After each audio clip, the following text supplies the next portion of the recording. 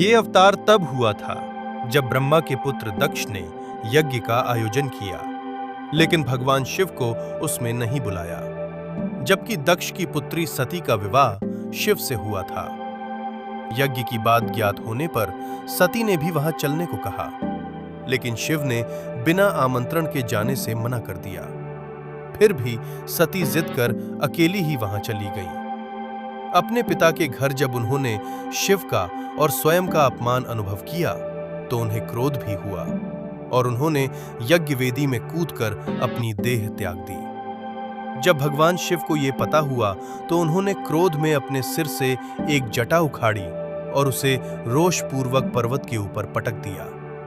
उस जटा के पूर्व भाग से महाभयंकर वीरभद्र प्रकट हुए। शास्त्रों में भी इसका उल्लेख है। क्रुद्ध सुदष्टष्टपुटः सधूर्जटिर्जटां तडिद्व हृष्टोग्ररोचिषम् उत्कृत्य रुद्र सहसोत्थितो हसन गंभीर नादो विससर्जतां भुवि ततोतिकायस्तनुवा स्पृशन् दिवम्।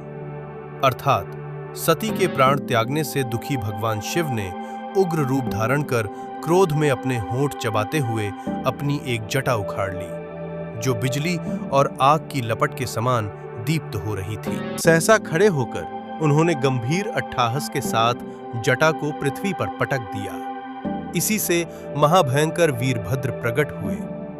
भगवान शिव के वीरभद्र अवतार का हमारे जीवन में बहुत महत्व है।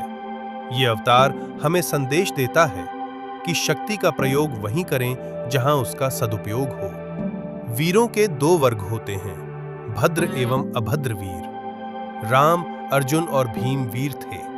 रावण, दुर्योधन और कर्ण भी वीर थे, लेकिन पहला भद्र सभ्य वीर वर्ग और दूसरा अभद्र असभ्य वीर वर्ग है। सभ्य वीरों का काम होता है हमेशा धर्म के पथ पर चलना तथा निसहायों की सहायता करना। वहीं असभ्य वीर वर्ग सदैव अधर्म के मार्ग पर चलते हैं तथा निशक्तों को परेशान करते हैं। भद्र का अर्थ होता है कल्याणकारी, अतः वीरता के साथ भद्रता की अनिवार्यता इस अवतार से प्रतिपादित होती है।